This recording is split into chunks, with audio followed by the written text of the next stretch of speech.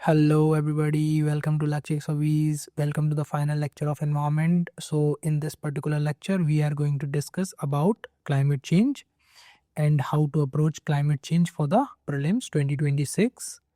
है ना? So, अपन discuss करते हैं climate change को. I hope you found this video informative and the previous 3 lectures. I hope you have watched all the 3 lectures and please write your review in the comment box. If you need any improvement from my side, please mention below. And here is a brief about me. My name is Vikas Sharma and here is my mark sheet of 2021, 2022, 2023 and my admit card of 2025. And here is my scorecard for JRF in history. So without wasting our time, let's get started. So in this climate change, we will first understand what is climate change. है ना? So there is a difference between weather and climate. है ना? What is climate and what is weather, that you should know the difference.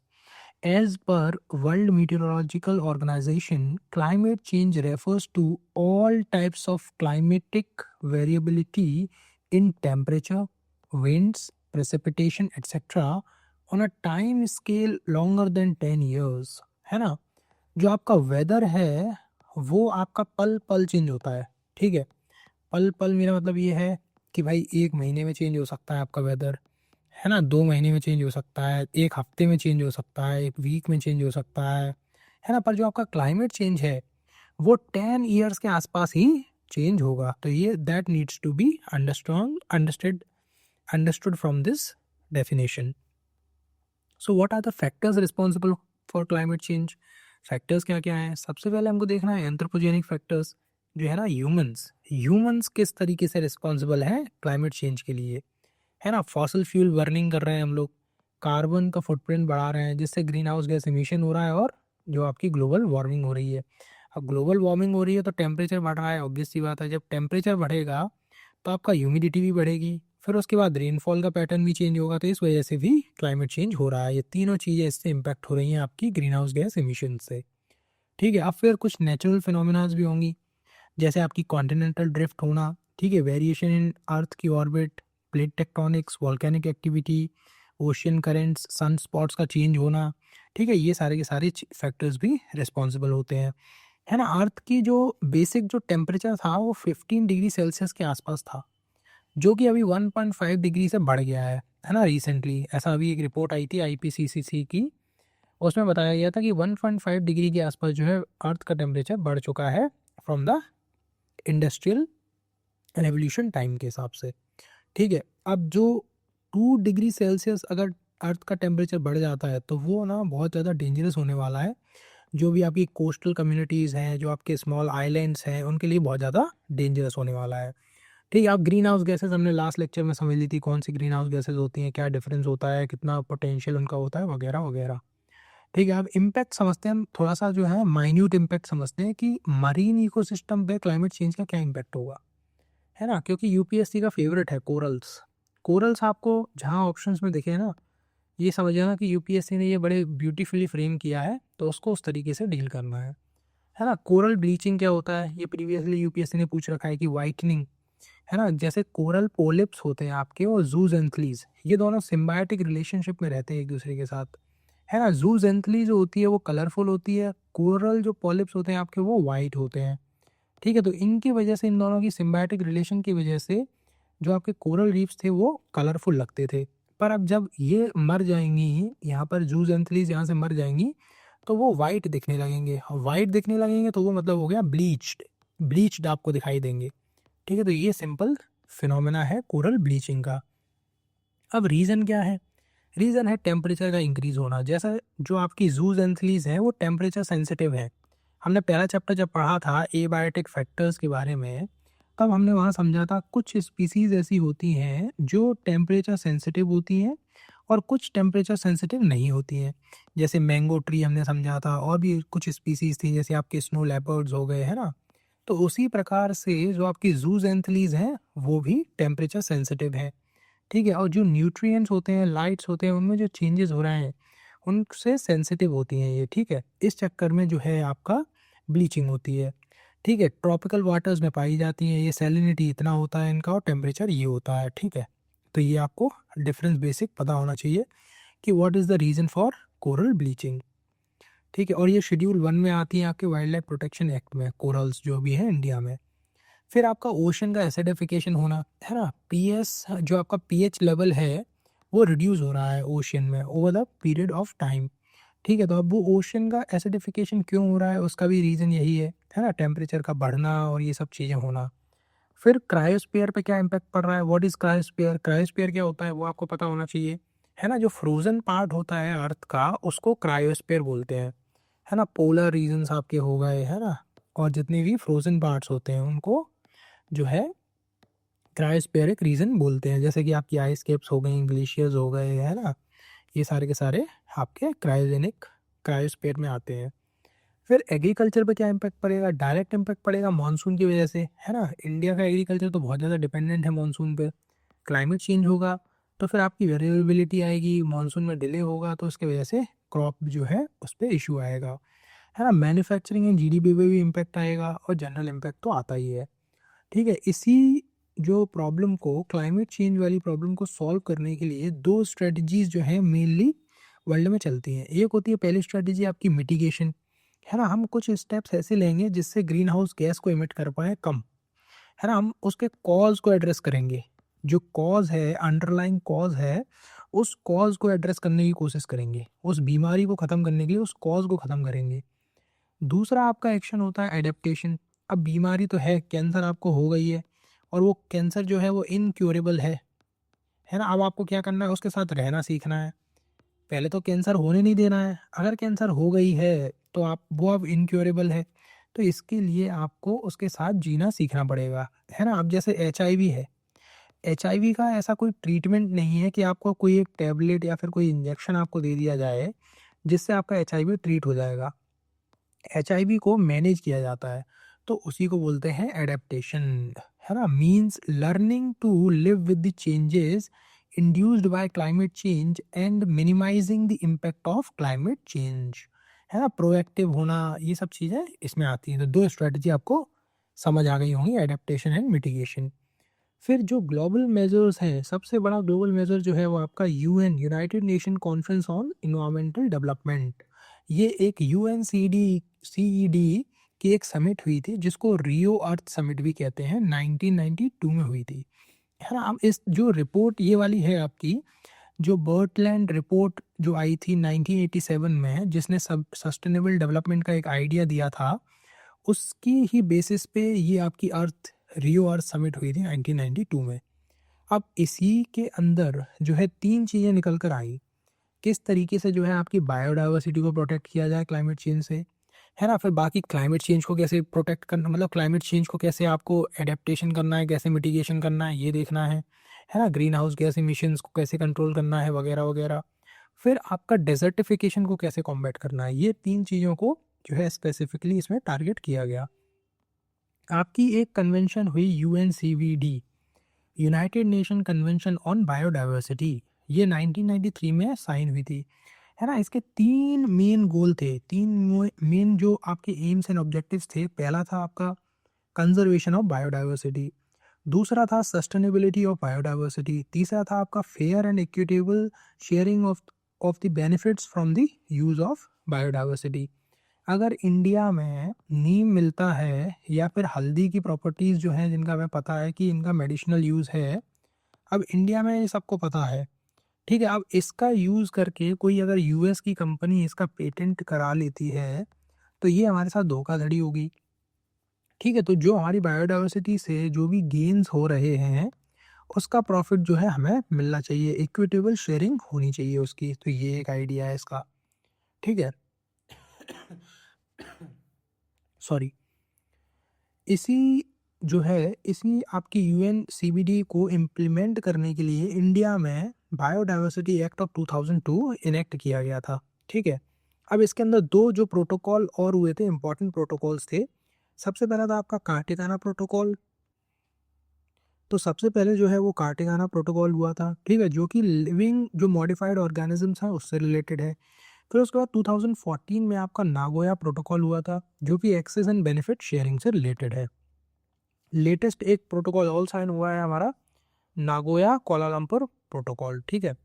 फिर UNFCCC को हम काफ़ी detail में देखेंगे कि भाई क्योटो प्रोटोकॉल क्या है ना, आईपीसीसी क्या है, बाली रोड मैप क्या है, दोहा क्लाइमेट चेंज एग्रीमेंट क्या है, पेरिस एग्रीमेंट क्या है, वो हम डिटेल में देख लेंगे, है ना। फिर तीसरा जो एग्रीमेंट है वो आपका है, तीसरा जो कन्वेंशन इसके अंदर हुआ है वो है United Nation convention to combat desertification, है ना। डेजर्टिफिकेशन को कैसे कॉम्बैट करें, desertification is also an emerging challenge for the world, ठीक है, जिसमें हमारा 1.9 बिलियन हेक्टेयर ऑफ लैंड जो है वो डिग्रेड हो चुका है, उसको कैसे फिर से उपजाऊ बनाए, कैसे उसको फर्टाइल बनाया जाए फिर से, ठीक है, जिससे 1.5 बिलियन पीपल जो अफेक्ट हुए हैं उनको जो है राहत दी जा सके। इंडिया में भी 30% जो इंडिया का जोग्राफिकल एरिया है वो डेजर्टिफिकेशन की चपेट में आ चुका है, ठीक है। अब इसकी एग्जिस्टेंस जो है वो 1996 में आती है, ठीक है। मिटिगेट ड्रॉट इफेक्ट टू, अब जो मेन गोल है इस और आपका कन्वेंशन का वो है to stop, reduce and reverse land degradation and desertification, ठीक है। इसके अंदर एक स्ट्रेटेजिक हमने फ्रेमवर्क शाइन किया था 2018 से 2030 तक, तो वो हम डिटेल में देख लेंगे अभी आने वाले स्लाइड्स में, ठीक है। तो हमने ये रियो समिट आपकी जो है वो तो देख ही लिया। अब रियो समिट में, अर्थ समिट भी कहते हैं इसको, रियो समिट को, फिर इसके एम्स क्या थे, इसके मेन एम्स थे कि stabilise greenhouse gas emissions in the atmosphere, no commitment, है ना, ये इसमें कोई कमिटमेंट नहीं हुई थी, कमिटमेंट नहीं हुई थी इसका मतलब ये है कि जो भी आपका कॉमन एग्रीमेंट होगा क्लाइमेट प्रोटेक्शन के लिए वो आप कॉप में डिज़ाइन करेंगे, मतलब आप साल में एक बार मीटिंग करेंगे और उस मीटिंग में डिसाइड करेंगे कि हमारा कॉमन एजेंडा क्या होगा, है ना, जिसको बोला गया कॉन्फ्रेंस ऑफ पार्टीज, है ना। कॉन्फ्रेंस ऑफ पार्टीज का मतलब ये है कि ये एक एनुअल मीटिंग है ऑल द पार्टिसिपेटिंग कंट्रीज की, जिसमें डिसाइड होता है कि हमारे जो गोल्स क्या होने चाहिए क्लाइमेट प्रोटेक्ट करने के लिए, क्या हम इनिशिएटिव्स लेंगे, क्या स्टेप्स लेंगे, उस तरीके से इसमें डिस्कशन होता है। तो सबसे पहले इम्पॉर्टेंट जो कॉप है वो कॉप नंबर 3 है आपकी, 1997 में जो हुई थी क्योटो में, जापान में। ये एक पहला आपका फर्स्ट इन्वायरमेंटल एग्रीमेंट भी कहा जाता है इसको, क्योटो प्रोटोकॉल। इसकी 2 कंडीशंस थी फोर्स में आने के लिए, अगर ये दोनों कंडीशंस मैट हो जाती हैं तो ये प्रोटोकॉल फोर्स में आ जाएगा।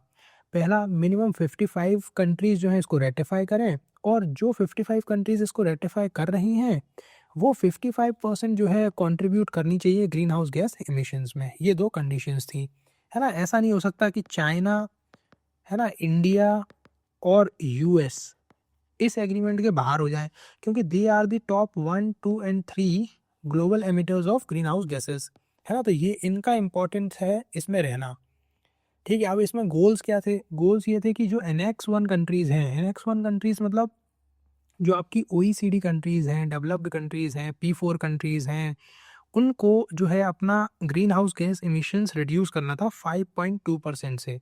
अब ये लीगली बाइंडिंग थी, ये जो आपकी प्रोविज़न है वो लीगली बाइंडिंग है, पर जो नॉन NX कंट्रीज़ थी, नॉन NX1 कंट्रीज़ जैसे कि चाइना, इंडिया, उनके ऊपर कोई भी लीगल ऑब्लिगेशंस नहीं थे। उनको अपनी एनर्जी नीड्स को जो है थोड़ा-सा डाइवर्सिफ़ाई करना था, और उनको जो है टेक्नोलॉजी ट्रांसफ़र की हेल्प मिलती जो डेवलप्ड कंट्रीज़ थी उनसे।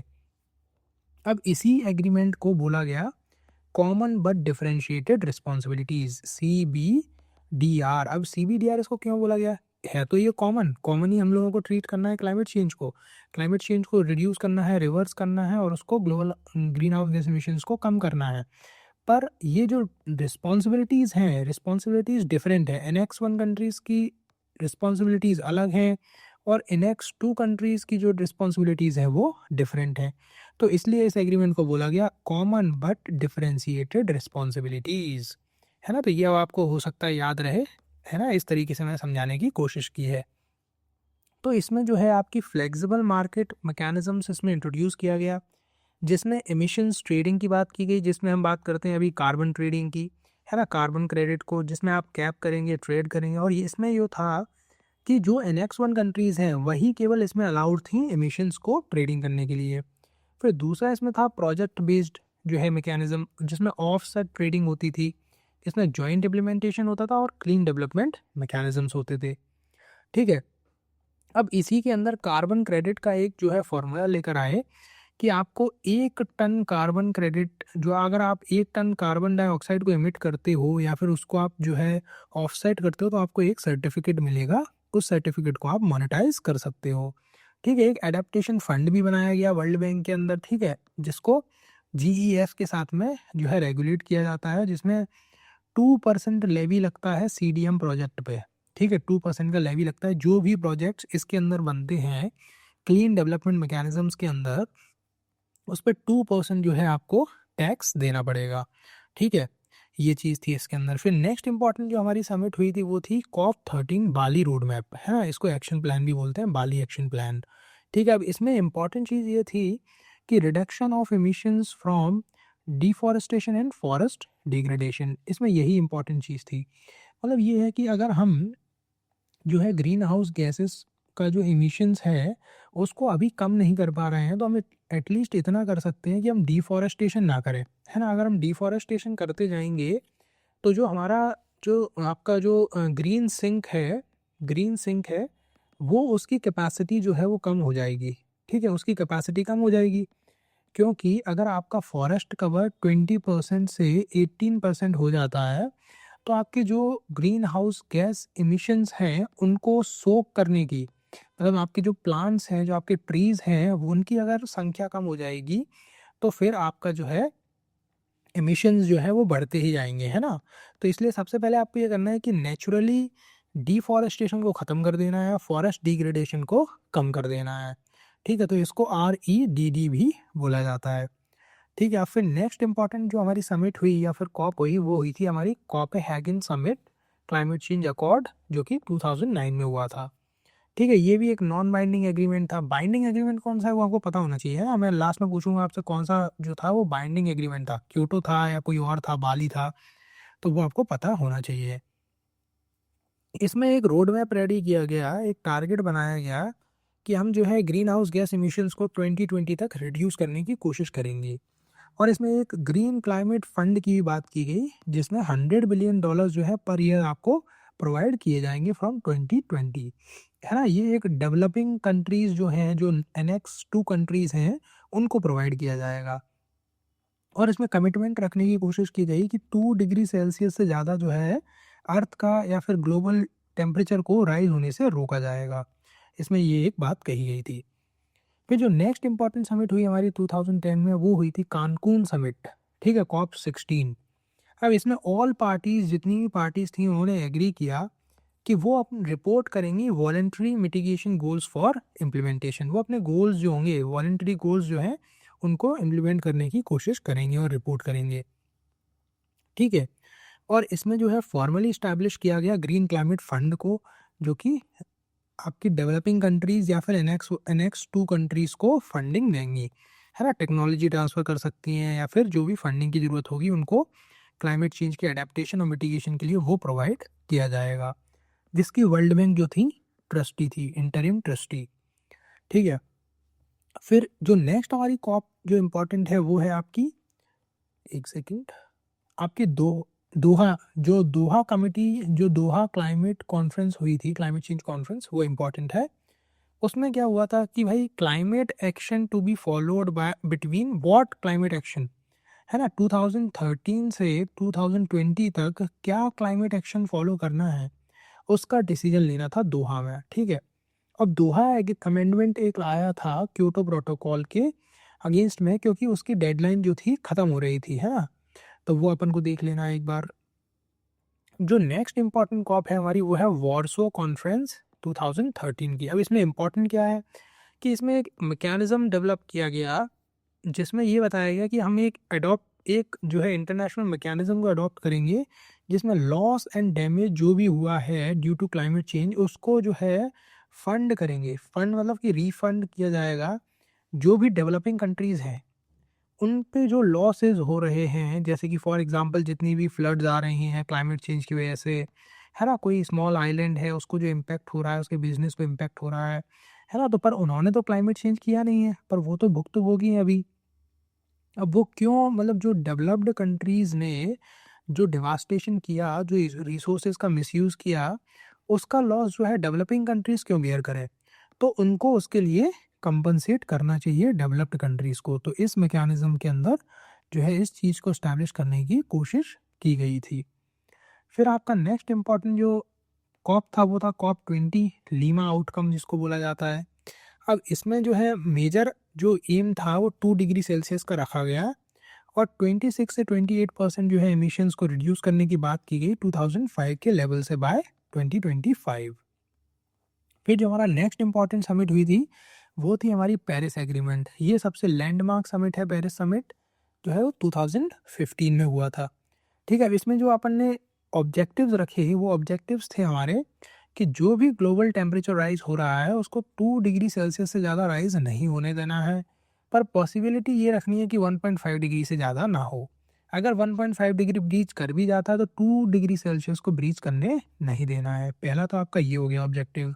दूसरा ऑब्जेक्टिव आपका हो गया ग्रीन क्लाइमेट फंड जो है उसको अडॉप्ट करना है किसी भी कीमत पे, जिससे $100 बिलियन पर ईयर फंडिंग की जा सके फॉर दी NX2 कंट्रीज या फिर डेवलपिंग कंट्रीज को फॉर मिटिगेशन एंड एडेप्टेशन। और आपको अडॉप्ट करना है वार्सो इंटरनेशनल एग्रीमेंट को। अब वार्सो एग्रीमेंट जो है वो वही हमने अभी डिस्कस किया था कि लॉस एंड डैमेज जो फंड है उसको इम्प्लीमेंट करना है, क्योंकि जो डेवलपिंग कंट्रीज़ को लॉसेस हो रहे हैं डेवलप्ड कंट्रीज़ के जो है एमिशंस की वजह से वो उनको नहीं होने चाहिए, तो इसलिए उनको कंपनसेशन चाहिए। ठीक है, और फिर आपको सबमिट करना है अपना INDC हर 5 साल में और उसको रिव्यू करना है। ठीक है, अब इसमें जो था लीगली बाइंडिंग चीज़ जो थी वो थी आपकी कि आपको INDC सबमिट करना है और उसको रिव्यू करना है फ्रॉम टाइम टू टाइम, और achieving the target was not binding, ये भी इम्पॉर्टेंट है ना। इसको जो है सिग्नेटरी इसके 55 मेंबर्स थे और जो है 55% वो ग्रीन हाउस गैस इमिट कर रहे थे, इसलिए जो है ये तुरंत इम्प्लीमेंट हो गया था। ठीक है, बट हालांकि यूएस ने अभी पुल आउट कर लिया है, तो वो इसलिए ये पेरिस एग्रीमेंट बहुत न्यूज़ में भी है। ठीक है, फिर आपकी इम्पोर्टेंट एक कॉप आती है कॉप 22 जो है मराकेश कॉन्फ्रेंस, है ना। इसमें जो है हमने कोशिश की कि रूल बुक हम एक बनाए, पेरिस की रूल बुक कैसी बनेगी उसके बारे में डिस्कशन इसमें हुआ। फिर एक होता है हमारा ताला नोवा डायलॉग, है ना, ताला हुआ डायलॉग 2017 में होता है ये, है ना। अब इसमें क्या डिस्कशन हुआ, इसमें भी वही पेरिस रूल बुक के बारे में डिस्कशन हुआ और स्मॉल आइलैंड्स और ट्राइब्स वगैरह को जो खतरा है क्लाइमेट चेंज से उसके बारे में डिस्कशन हुआ। फिर कॉप 24 आपकी है कैटोविश क्लाइमेट चेंज कॉन्फ्रेंस। अब इसमें क्या हुआ, इसमें आपने पेरिस रूल बुक को अडॉप्ट कर लिया, पर इसमें एक हाई स्टैंडर्ड अलायंस बना, high standard alliance of Saudi Arabia, Kuwait, USA, Russia. They did not favour the inclusion of this report, है ना, कि 1.5 डिग्री सेल्सियस वाली रिपोर्ट को ये चाहते नहीं थे कि इसमें जो है इंक्लूड किया जाए। तो यही आपकी इम्पॉर्टेंट कुछ समिट्स हैं जो कि प्रीवियसली इम्पॉर्टेंट है। बाकी जो भी करंट की जो भी समिट्स होंगी, जो अभी कॉप जो लेटेस्ट कॉप हुआ होगा वो आपने PT 365 वाली वीडियो में देख लिया होगा, उसको आप एक बार फिर से देख लेना। PT 365 जो एनवायरनमेंट की पहले से रिलीज़ कर दी है हम लोगों ने, तो उसको आप जो है एक बार देख लेना फिर से इस वीडियो के साथ में। अब जो नेक्स्ट इंपॉर्टेंट जो समिट थी हमारी, जो कॉन्फ्रेंस हुई थी, वो हमने देखी ली, लैंड डिग्रेडेशन एंड डेजर्टिफिकेशन से रिलेटेड है, UNCCD, जिसको बॉन चैलेंज भी कहा जाता है। ठीक है, जो सॉइल की आपकी क्वालिटी रिड्यूस हुई है, उसकी प्रोडक्टिविटी रिड्यूस हुई है, उसको रिवर्स करने का प्लान है हमारा।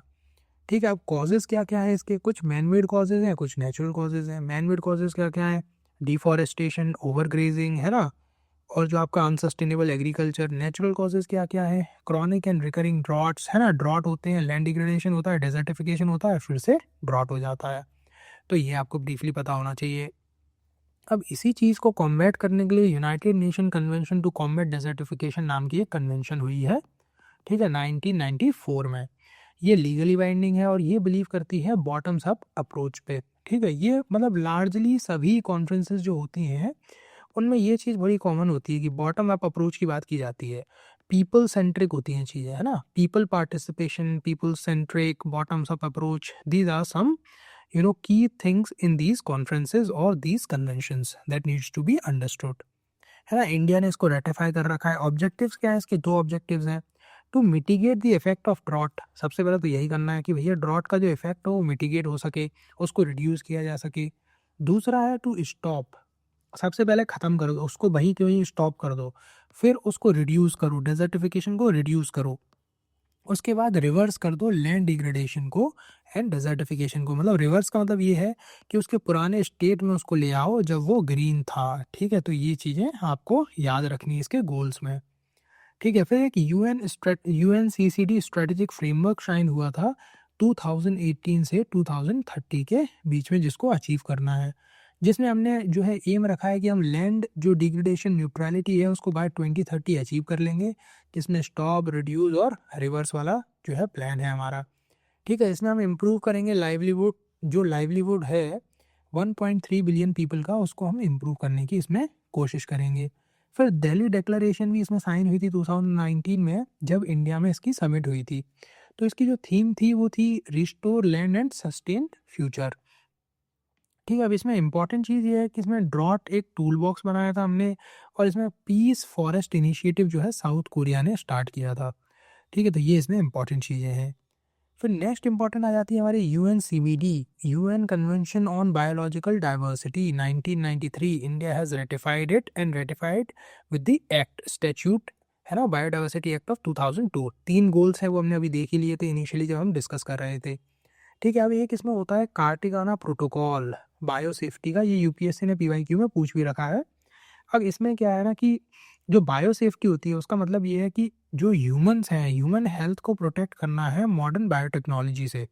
जो भी जेनेटिकल मॉडिफाइड क्रॉप्स होती हैं, जीएम क्रॉप्स होती हैं, उससे जो है ह्यूमन हेल्थ को कैसे प्रोटेक्ट किया जाए, ये इस जो है कार्टिगाना प्रोटोकॉल का ऑब्जेक्टिव है ना। Living modified organisms, living modified organisms वही हैं जिनको जेनेटिकली मॉडिफाई कर दिया गया है, वो सारे के सारे ऑर्गेनिजम्स को लिविंग मॉडिफाइड ऑर्गेनिजम्स बोला जा रहा है।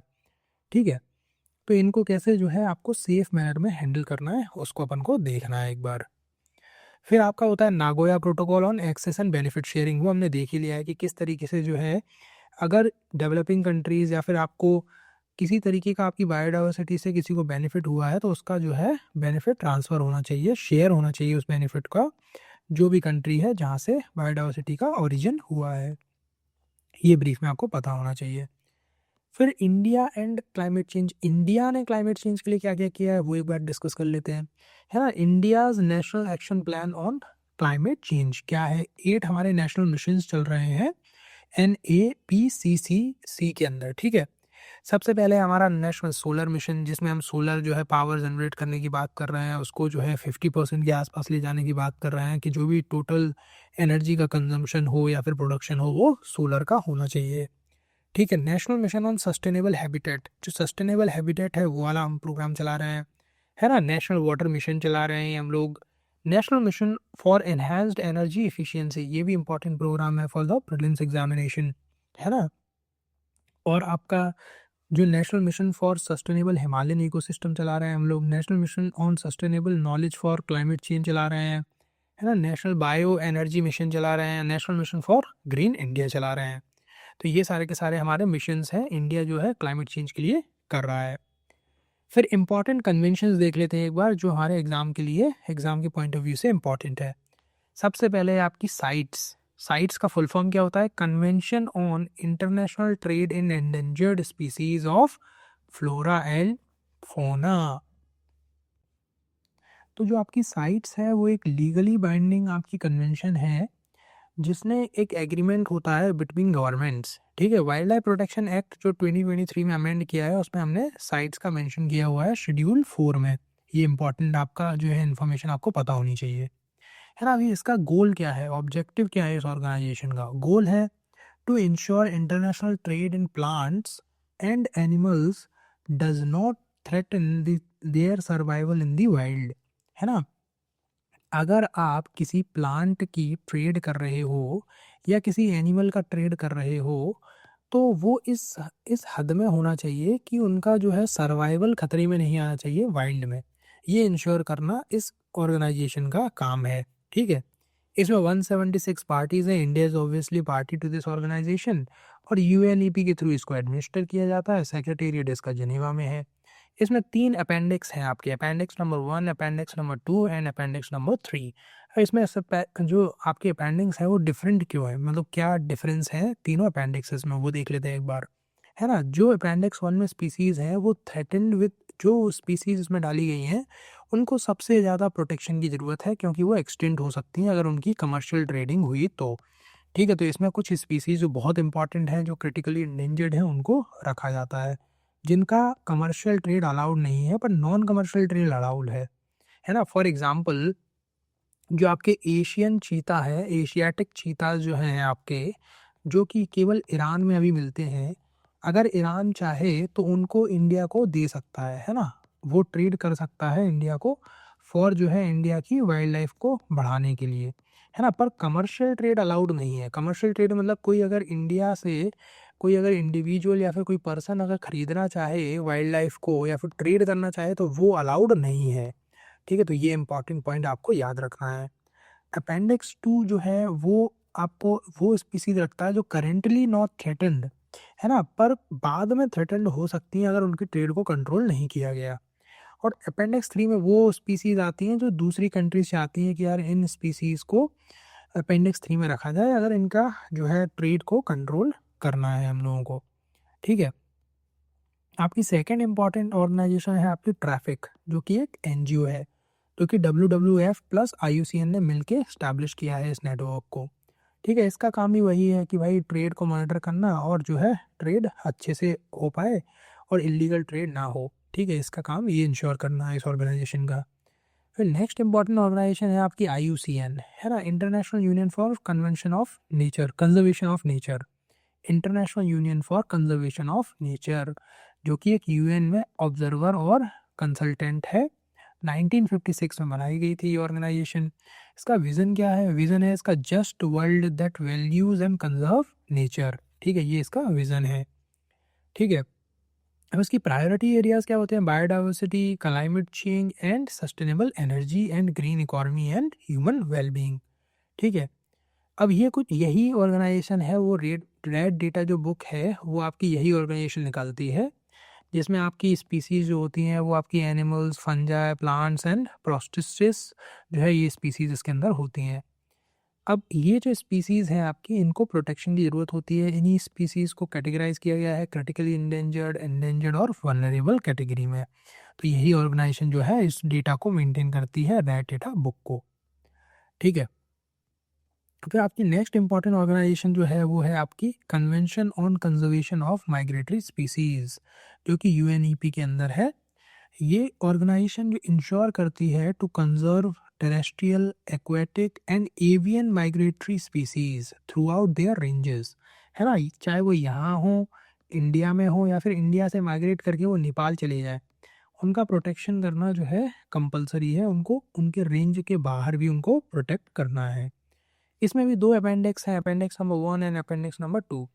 अपेंडिक्स नंबर 1 में वो स्पीसीज़ हैं जो कि एक्सटिंक्शन से अभी अगर उनको कंजर्व नहीं किया गया तो वो एक्सटिंक्ट हो सकती हैं, ख़त्म हो सकती हैं आपकी धरती से। अपेंडिक्स नंबर 2 में वो स्पीसीज़ हैं जो कि माइग्रेटरी स्पीसीज़ हैं, नी उनको प्रोटेक्ट करना अभी इम्पॉर्टेंट है। अगर उनको अभी प्रोटेक्ट नहीं किया तो बाद में वो थ्रेटेंड वाली कैटेगरी में आ जाएंगी। तो India is party to this convention and it is not legally binding. ठीक है, तो ये आपको पता होना चाहिए। So the next important forum that is important for the environmental section is Global Tiger Forum, है ना। ये भी इम्पॉर्टेंट है क्योंकि इंडिया में जो है आपका सबसे ज़्यादा टाइगर्स सबसे ज़्यादा पाए जाते हैं इंडिया में, और इंडिया ने एक गोल भी रखा था कि हम जो है टाइगर्स को डबल कर देंगे बाय 2022। हाउएवर इंडिया ने अपने टाइगर्स को डबल कर लिया था 2019 में ही। ठीक है, तो जो आपका ग्लोबल टाइगर फोरम है वो एक इंटर गवर्नमेंटल इंटरनेशनल ऑर्गेनाइजेशन है जो कि 1994 में फॉर्म हुई थी, और इसका सेक्रेटेरिएट जो है वो न्यू दिल्ली में है। ये इंपॉर्टेंट हो जाता है, इसलिए एग्ज़ाम के लिए इंपॉर्टेंट हो जाएगा। ठीक है, इसने एक ग्लोबल टाइगर इनिशिएटिव लिया था जिसमें कैपेसिटी बिल्डिंग करनी थी, और जो डिमांड होती है टाइगर के पार्ट्स की, उसको डिमांड को इंटरनेशनल मार्केट में कर्टेल करने की बात की गई थी। ठीक है, अब नेक्स्ट इंपॉर्टेंट ऑर्गेनाइजेशन है हमारी इंटरनेशनल व्हीलिंग कमेटी, है ना, 1946 व्हीलिंग कमीशन। अब जो इंटरनेशनल मार्केट में जो व्हील्स होती हैं उनकी जो बॉडी पार्ट्स जो हैं उनके सेल परचेज या फिर उनके कंजम्पशन के लिए, इसके लिए जो है ये बॉडी जो है बनाई गई थी 1946 में, जिसका हेडक्वार्टर यूनाइटेड किंगडम में है और इसको conservation of wheels and management of wheeling के लिए बनाया गया था। ये एक इंटर गवर्नमेंटल बॉडी है, ठीक है। अब नेक्स्ट इंपॉर्टेंट आपकी ऑर्गेनाइजेशन है वो है आपकी वियना कन्वेंशन। वियना कन्वेंशन जो है आपकी 1988 में बनाई गई थी, ठीक है। ये फ्रेमवर्क को रेडी करती है, framework for the international efforts to protect the ozone layer. हम जितने भी एग्रीमेंट्स वगैरह देखते हैं ना, जैसे मॉन्ट्रियल प्रोटोकॉल हो गया आपका, या फिर किगाली एग्रीमेंट हो गया, ठीक है, या फिर बीजिंग अमेंडमेंट हो गया, या फिर कोपेनहेगन अमेंडमेंट हो गया, ठीक है। ये सब जो है ना एग्रीमेंट्स इसी बॉडी के अंदर है, इसी कन्वेंशन के अंदर है वियना कन्वेंशन। तो वियना कन्वेंशन जो है एक मदर कन्वेंशन है, उसके बेबीज़ हैं ये सब, ठीक है। मॉन्ट्रियल हो गया, बीजिंग हो गया, कोपेनहेगन हो गया, किगाली हो गया, ये सब इसके बेबीज़ हैं, ठीक है। तो ये आपको इस तरीके से याद रखना है। और मॉन्ट्रियल प्रोटोकॉल में हमने देखा था कि आपका जो CFC है, क्लोरोफ्लोरोकार्बन को जो है एटमॉस्फेयर से ख़त्म करने की बात की जा रही थी, जिसका जो आप एंथ्रोपोजेनिक जो यूज़ होता है मॉन्ट्रियल प्रोटोकॉल में CFC को, क्लोरोफ्लोरोकार्बन्स का जो आपके AC या अगर आपकी फ्रिज में जो यूज़ होता है उसको जो है प्रोहिबिट करने की बात की गई थी और उसको एलिमिनेट करने की बात की गई थी, उसको रिप्लेस करने की बात की गई थी हाइड्रोफ्लोरोकार्बन से। ये हम लोगों को पहले पता नहीं था कि जो हाइड्रोफ्लोरोकार्बन्स हैं वो बहुत ज़्यादा ग्रीन हाउस गैस को इमिट करेंगे, या फिर ग्रीन हाउस गैस जो है पोटेंशियल इसका ज़्यादा होता है, ये हमें उस टाइम पे आइडिया नहीं था। फिर जब हमने इसको रिप्लेस कर दिया तब हमें पता चला कि HFCs जो है वो पॉल्यूटेंट नहीं है, वो जो है ओजोन को तो हार्म नहीं कर रहे हैं, पर जो हमारा इन्वायरमेंट में है, जो आपका ग्लोबल वार्मिंग हो रही है उसके लिए बहुत ज़्यादा रिस्पॉन्सिबल है। तो फिर इसके लिए भी एक एग्रीमेंट लेकर आए हम लोग 2016 में, उसमें हमने फेज़ आउट करने की बात करी कि अब हम हाइड्रोफ्लोरोकार्बन्स को भी फेज़ आउट कर देंगे। और ये एक बाइंडिंग एग्रीमेंट था जिसमें हमने डिसाइड किया कि HFC का यूज जो है वो 85% से भी कम हो जाएगा बाय 2045, है ना। इसमें भी 2 डिवीज़न थे। हमने देखा है ना कि भाई कॉमन रिस्पॉन्सिबिलिटीज़ हैं, कॉमन गोल्स हैं, पर रिस्पॉन्सिबिलिटीज़ जो है वो डिफरेंट है ना। CBDR हमने देखा था, CBDR, common but differentiated responsibilities. तो इसमें भी सिमिलर चीज़ है कि जो ग्रुप A कंट्रीज़ हैं, जो कि डेवलप्ड कंट्रीज़ हैं, वो जल्दी से जल्दी अपना काम करेंगी, पर जो ग्रुप V कंट्रीज़ हैं या ग्रुप 2 कंट्रीज़ हैं जो कि डेवलपिंग कंट्रीज़ हैं, वो धीमे धीमे अपने जो है गोल्स को अचीव करेंगी उनकी कैपेसिटी के हिसाब से, ठीक है। फिर इसके बाद आपका आता है globally important agricultural heritage system. ये बहुत इंपॉर्टेंट है, GIAHS। ये 2002 की एक बॉडी है।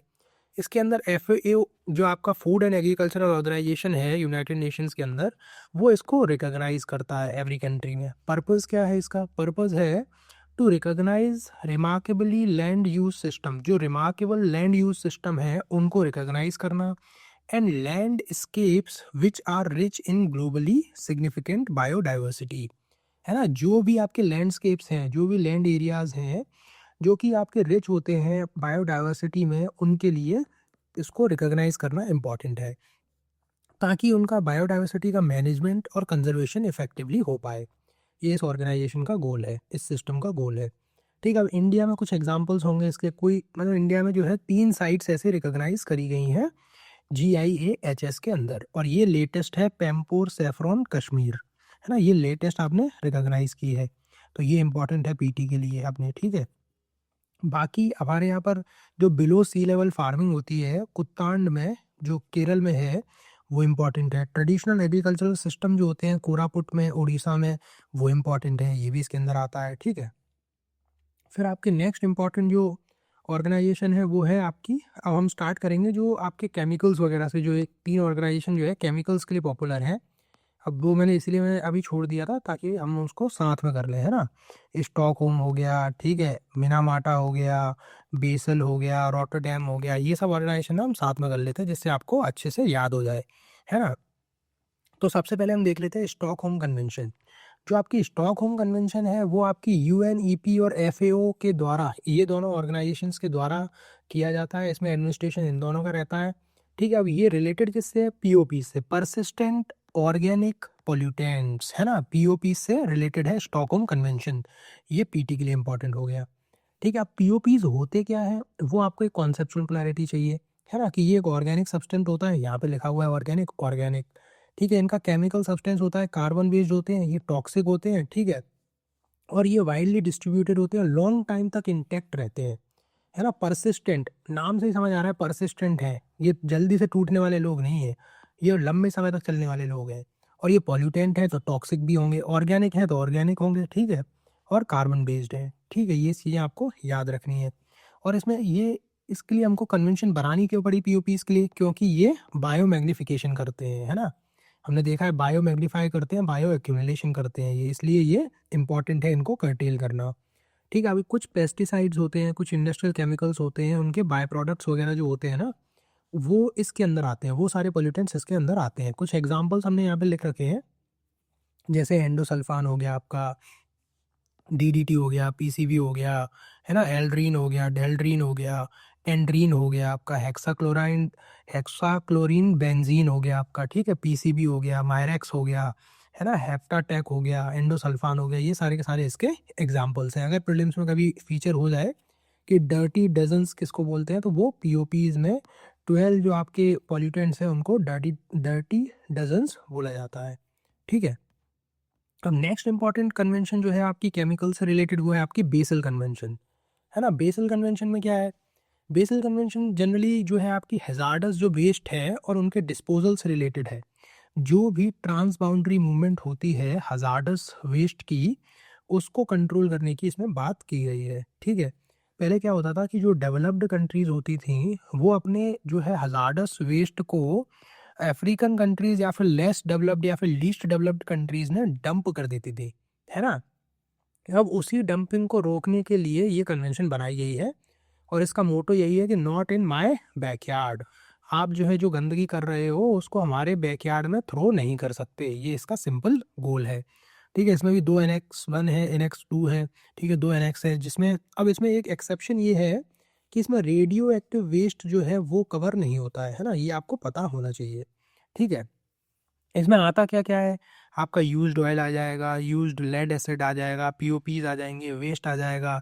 और इसमें एक्सेप्शन ये है कि यूएसए और हाइती ने इसको रेटिफाई नहीं किया है, और एक हमने ये तो देख लिया कि रेडियो एक्टिव वेस्ट इसमें कवर नहीं होते हैं, ठीक है। अब नेक्स्ट इंपॉर्टेंट जो केमिकल से रिलेटेड आपकी कन्वेंशन है वो है रॉटरडैम कन्वेंशन, ठीक है। रॉटरडैम कन्वेंशन जो है वो आपकी एक लीगली बाइंडिंग कन्वेंशन है, ये भी इसमें प्रायर इन्फॉर्म्ड कंसेंट चाहिए होता है, ठीक है। पेस्टिसाइड्स या फिर इंडस्ट्रियल वेस्ट को ट्रांसबाउंड्री मूवमेंट के लिए, ये भी ट्रांसबाउंड्री मूवमेंट से रिलेटेड है, ठीक है।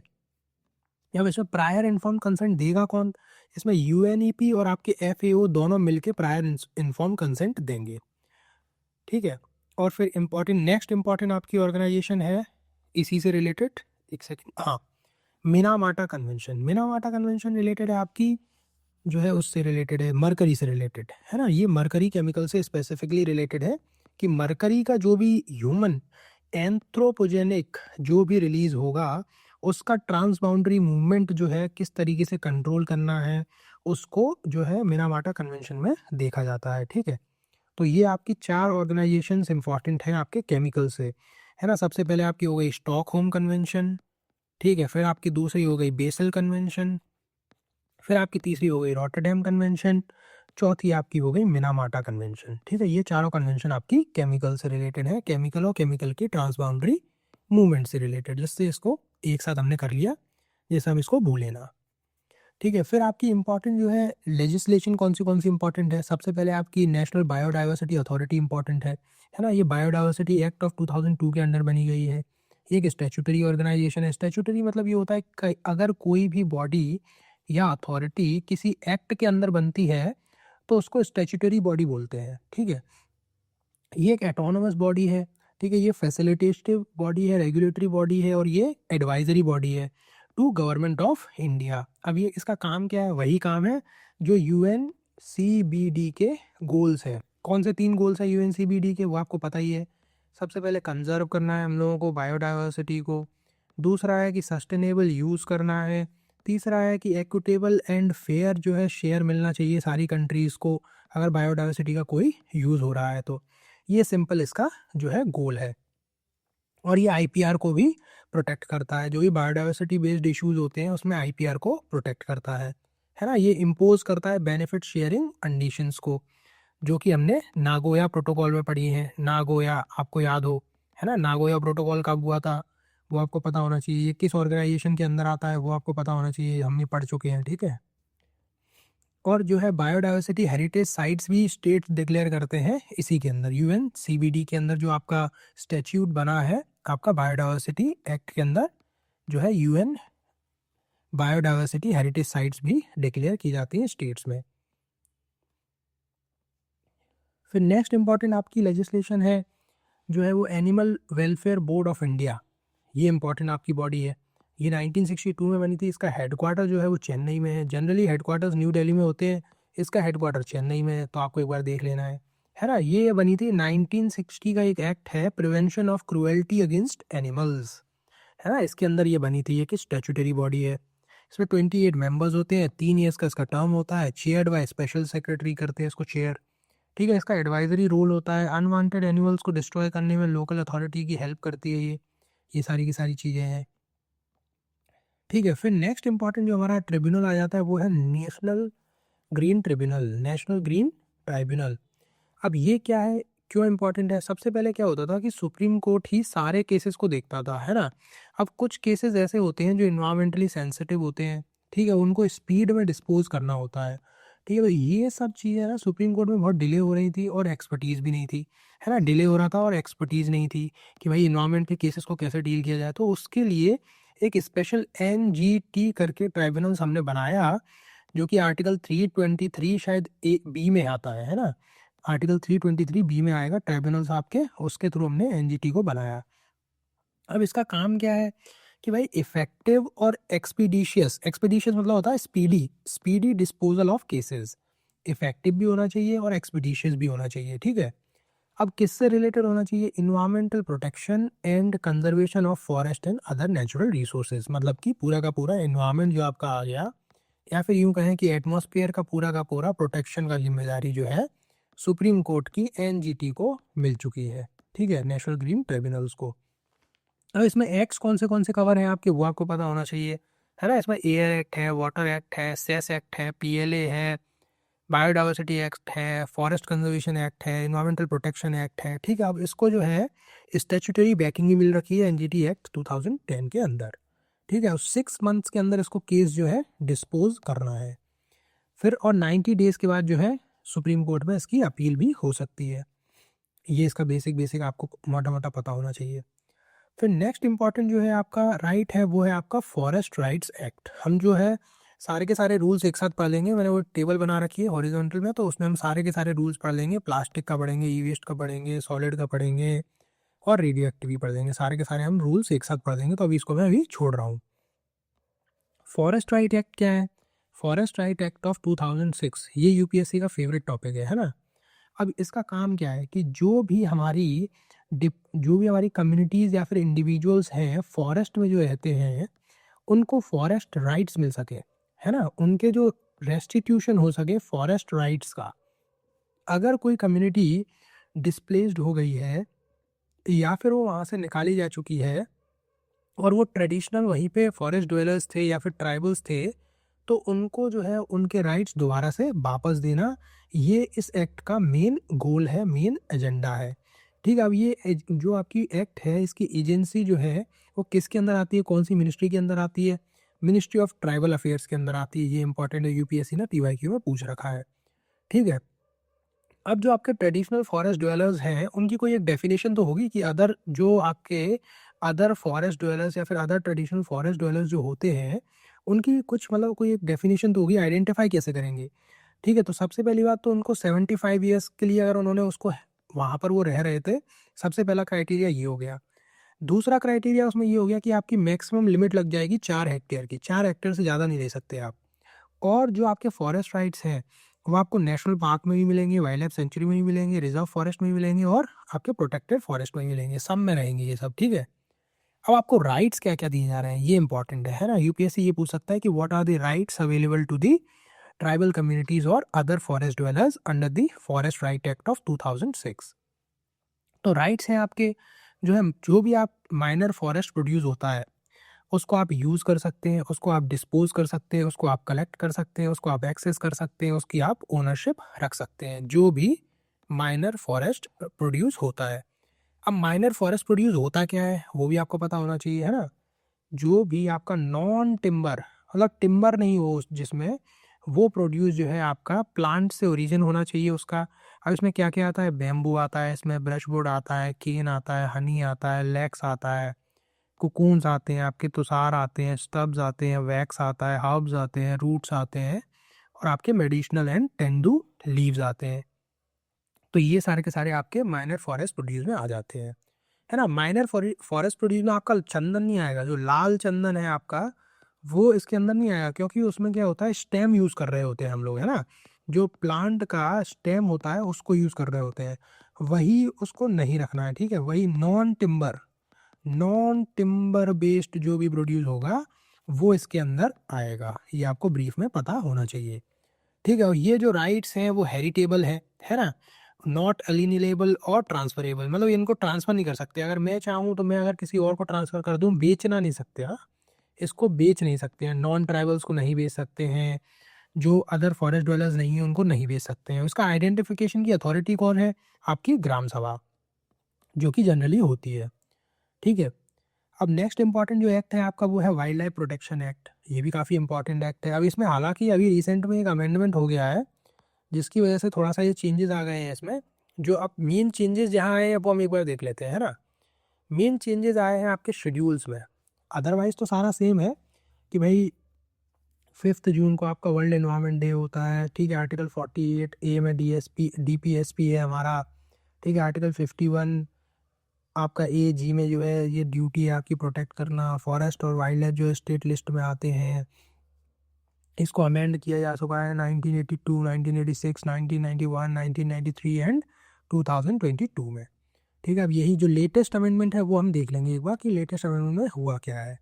इसका काम वही है, फ्लोरा और फाउना को प्रोटेक्ट करने का काम है इसका, ठीक है? इसमें जो है आपके 4 शेड्यूल होते हैं। जो पहला शेड्यूल होगा, शेड्यूल 1 में वो एनिमल्स आएंगे जिनको हाईएस्ट पेनल्टी लगेगी और जिनको एब्सोल्यूट प्रोटेक्शन चाहिए। ये वाले एनिमल्स जो है, जो आपके क्रिटिकली एंडेंजर्ड एनिमल्स हैं, एंडेंजर्ड हैं, वल्नरेबल एनिमल्स हैं, जैसे आपके टाइगर्स हो गए, है ना? एलिफेंट हो गए, आपके स्नो लेपर्ड्स हो गए, ये सब एनिमल्स जो हैं इसमें आएंगे। शेड्यूल 2 जो होगा, उसमें आपके लेस इम्पॉर्टेंट एनिमल्स आएंगे, ठीक है? लेस इम्पॉर्टेंट एनिमल्स आएंगे। अब जैसे इसमें हाइना आ सकती है आपकी, ठीक है? और आपका आइबेक्स आ सकता है इसमें, ठीक है? डोंकी आ सकते हैं आपके, ठीक है? जो इंडियन डोंकीज़ हैं, इंडियन जो आपके वाइल्ड डोंकीज़ हैं वो सब आ सकते हैं, ठीक है? अब जो आपका शेड्यूल 3 होगा, उसमें आपके आएंगे प्लांट्स, उसमें आपके प्लांट्स का प्रोटेक्शन होगा, ठीक है? Cultivation, trade, collection, extraction of plants, है ना? इसका ये जो है आपके शेड्यूल 3 में आएंगे। अब ये पहले ये शेड्यूल 5th में आ रहे थे, पर अब ये शेड्यूल 3rd में आएंगे। और शेड्यूल 4th और आपका जो 5th शेड्यूल पहले था, जो कि वर्मिन से रिलेटेड था, उसको यहाँ से हटा दिया गया है ना? तो अब आपके कितने शेड्यूल रह गए? शेड्यूल 1 में आपके हाईएस्ट प्रोटेक्टिव एनिमल्स आएंगे, शेड्यूल 2 में आपके लेस प्रोटेक्टिव एनिमल्स आएंगे, शेड्यूल 3 में आपके आएंगे प्लांट्स, जो भी प्लांट्स को अपन को प्रोटेक्ट करना है वो सारे के सारे आपके शेड्यूल 3 में आ जाएंगे। अब शेड्यूल 4 जो है, उस पे आपके आएंगे साइट्स में जो भी एनिमल्स होंगे, साइट्स के अपेंडिक्स 1, अपेंडिक्स 2 और अपेंडिक्स 3 में जितने भी एनिमल्स होंगे वो सारे के सारे आपके शेड्यूल 4 में आ जाएंगे। हमने साइट्स अभी पढ़ा हुआ था, आप एक बार रिवाइज कर लेना, उसको फिर से देख लेना कि साइट्स के शेड्यूल अपेंडिक्स 1 में क्या है, अपेंडिक्स 2 में क्या है और अपेंडिक्स 3 में क्या है। 3 वाला मैं आपको एक हिंट दे देता हूँ, इसमें क्या होता है कि जो कंट्रीज़ चाहती हैं कि इस एनिमल या फिर इस स्पीसीज़ को, फ्लोरा या फौना की प्रोटेक्शन की ज़रूरत है, तो वो उसमें रिकमेंड कर देते हैं, जो शेड्यूल 3 में आ जाता है। आपको अपेंडिक्स 1 बताना है और अपेंडिक्स 2 मुझे कमेंट में लिख के बताना है कि अपेंडिक्स 1 और अपेंडिक्स 2 क्या है साइट्स के, ठीक है? तो यही इंपॉर्टेंट चीज़ें हैं इसमें। और इसमें एंडेंजर्ड स्पीसीज़ की हंटिंग पे रोक होती है, वो हमने देख ही लिया। साइट्स की पार्टी बनने में इसने हेल्प की थी इंडिया की, ठीक है? अब जो national board of wild life है, उसको कौन चेयर करता है? उसको प्राइम मिनिस्टर चेयर करते हैं। ये इंपॉर्टेंट छोटी छोटी डिटेल्स हैं, उनको भी आप एक बार देख लेना, ठीक है? अब NTCA को कौन चेयर करता है? अभी हम जैसे देख रहे हैं कि national board of wild life को तो PM चेयर करते हैं, पर नेशनल टाइगर कंजर्वेशन अथॉरिटी को एनवायरमेंटल मिनिस्टर जो है हमारे, वो चेयर करते हैं। सिमिलरली जो आपकी सेंट्रल जू अथॉरिटी है उसको भी इन्वायरमेंटल मिनिस्टर ही chair. So another important act that is relevant for our examination is environmental protection act, है ना। इसको हमने स्टार्टिंग के चैप्टर में ही देख लिया था जब हम इन्वायरमेंटल इश्यूज़ को कवर कर रहे थे। तभी हमने देखा था कि भाई जो इन्वायरमेंटल प्रोटेक्शन एक्ट है ये एक आपका एक्ट है जो कि सारे के सारे जो है आपके पोल्यूशन को कवर करता है। जितने भी पोल्यूशन होते हैं एयर में, है ना, वाटर में या फिर आपकी सॉइल में, जितने भी पोल्यूशन होते हैं उनको ये कवर करता है। और ये आपके जो ऑफिशियल्स हैं उनको इम्यूनिटी प्रोवाइड करता है to take order against any issues which is relevant with the pollution of air, water and soil. तो इसलिए ये एक एक्ट इम्पॉर्टेंट हो जाता है। ठीक है, नेक्स्ट इंपॉर्टेंट बॉडी है आपकी, वो है सेंट्रल पोल्यूशन कंट्रोल बोर्ड, है ना। ये इन्वायरमेंटल आपकी मिनिस्ट्री के अंदर आता है, इन्वायरमेंटल प्रोटेक्शन एक्ट के अंदर इसको बनाया गया है। ये एक स्टैट्यूटरी बॉडी है, ठीक है, ये आपको पता होना चाहिए। इसको सबसे पहले आपके वाटर एक्ट के अंदर लाया गया था, फिर इसको एयर एक्ट के अंदर लाया गया था। इसका हेडक्वार्टर जो है वो न्यू दिल्ली में है, ठीक है। ये फील्ड फॉर्मेशन करता है, टैक्स सर्विसेज देता है, ठीक है। और ये इन्वायरमेंटल प्रोटेक्शन एक्ट के अंदर आता है ना। नेशनल एयर मॉनिटरिंग प्रोग्राम जो है एयर का जो हुआ था उसको ये ओवरसी करता है। ये एक अपेक्स ऑर्गेनाइजेशन है टू कंट्रोल पोल्यूशन। अब इसमें जो है ना दो चीज़ें होती हैं, एक तो होता है सेंट्रल पोल्यूशन कंट्रोल बोर्ड, एक होता है आपका स्टेट पोल्यूशन कंट्रोल बोर्ड, है ना। ये स्टेट में होता है और ये सेंट्रल के लिए होता है, ठीक है। तो ये आपको एक बेसिक डिफरेंस पता होना चाहिए। ये सारी की सारी चीज़ें हैं इसमें, ठीक है। बायोडाइवर्सिटी एक्ट हम देख ही चुके हैं। अब नेक्स्ट इंपॉर्टेंट जो हमारा है वो है इंटरनेशनल सोलर अलायंस, जो कि 2015 में बना था। ये एक डेडिकेटेड प्लेटफॉर्म है for cooperation among solar research, solar resource rich countries, है ना। जो भी ट्रॉपिकल कंट्रीज हैं, ट्रॉपिकल कंट्रीज में सबसे ज़्यादा जो है सोलर रेज आती हैं, यहाँ पर सनरेज सबसे ज़्यादा होती है, सबसे ज़्यादा इंसोलेशन होता है। तो यहाँ सबसे ज़्यादा पोटेंशियल होता है जो आपकी सोलर एनर्जी को हार्नेस करने का।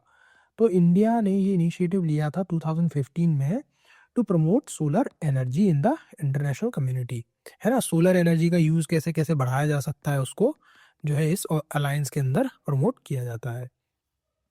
इसका हेडक्वार्टर जो है आपका न्यू दिल्ली में है। फ्रांस और इंडिया की पार्टनरशिप से ये बना है। अभी इसमें 121 मेंबर्स के आसपास है, ठीक है। ये पेरिस एग्रीमेंट के साइड लाइन में बना था 2015 में।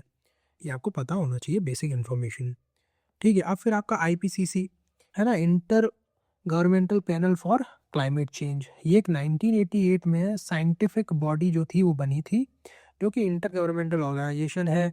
यूनाइटेड नेशन जनरल असेंबली को ये रिजोल्यूशन के थ्रू पास हुई थी। और इसको इंडोर्स किसने किया था? दो ऑर्गेनाइजेशंस इंपॉर्टेंट हैं, WMO एंड UNEP। WMO क्या है? World meteorological organisation. UNEP क्या है? United Nations environmental programme.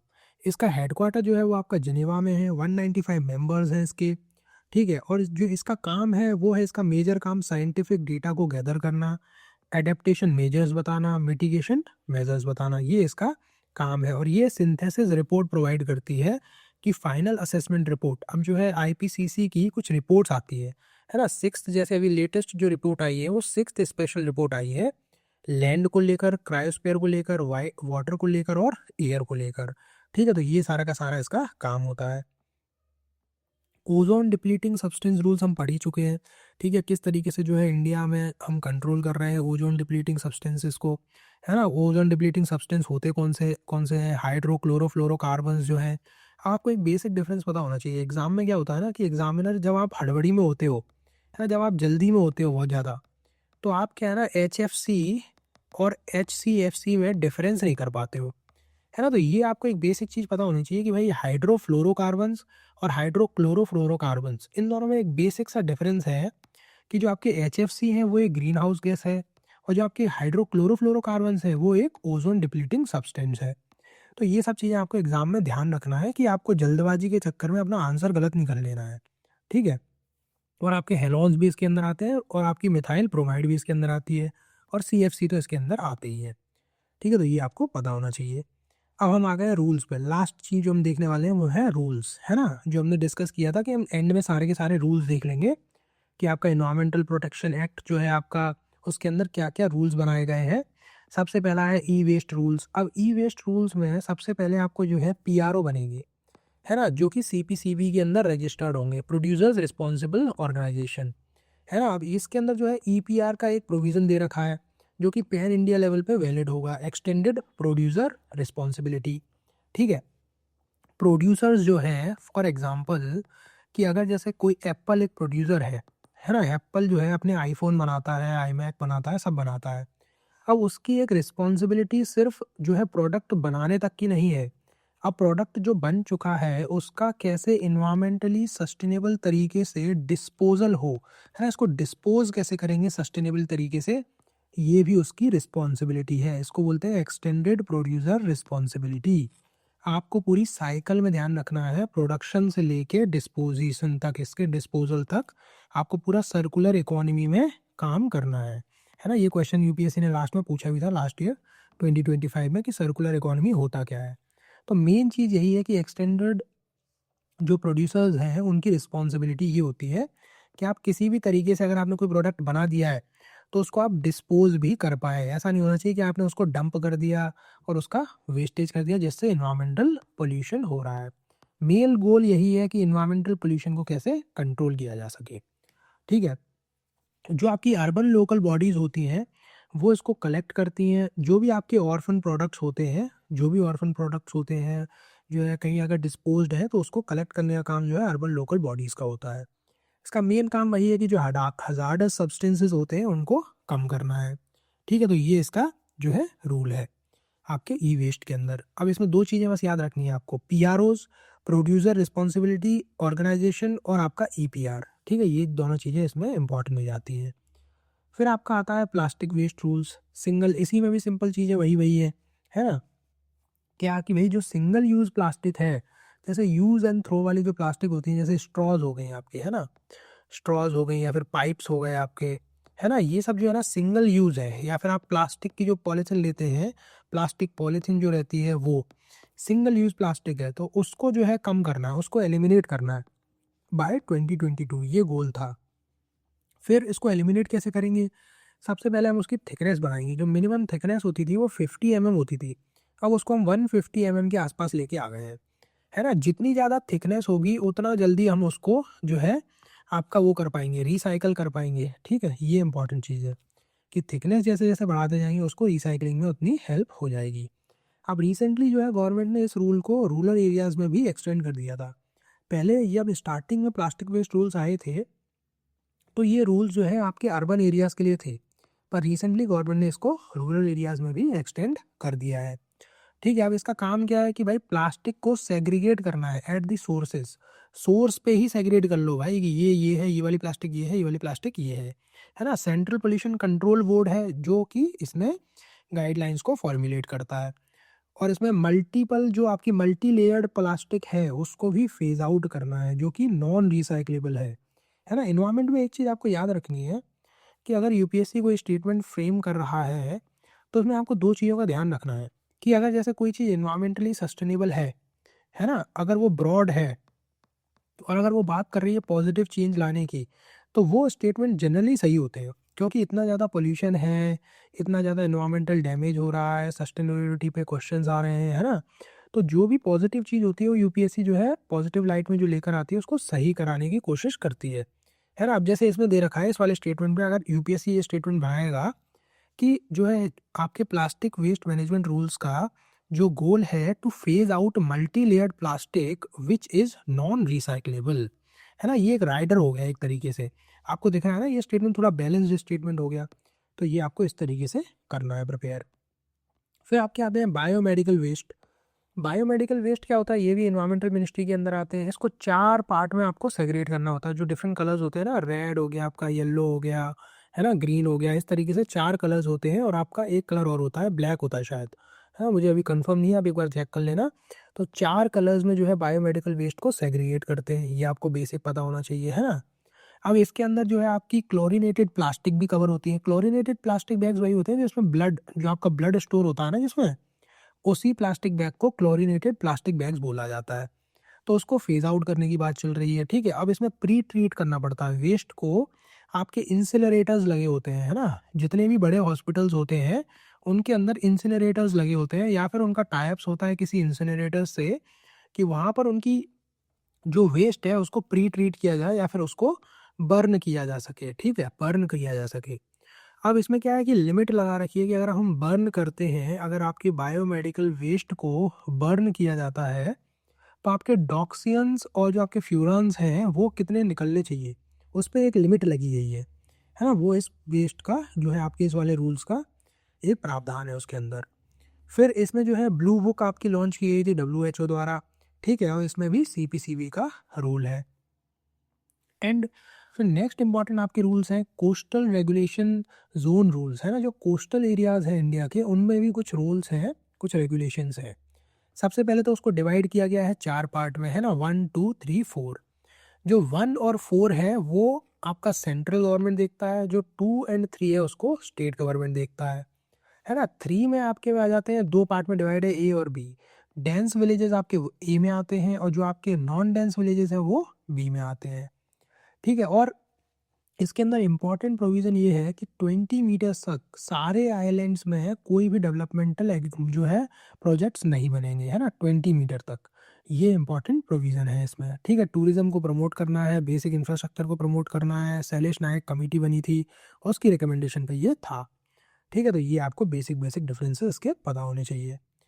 फिर आपका वेटलैंड रूल्स हमने देख लिए थे कि वाइस यूज़ को प्रमोट करता है, डिजिटल इन्वेंट्री बनाता है, लिस्ट बनानी है सारे आपके वेटलैंड्स की।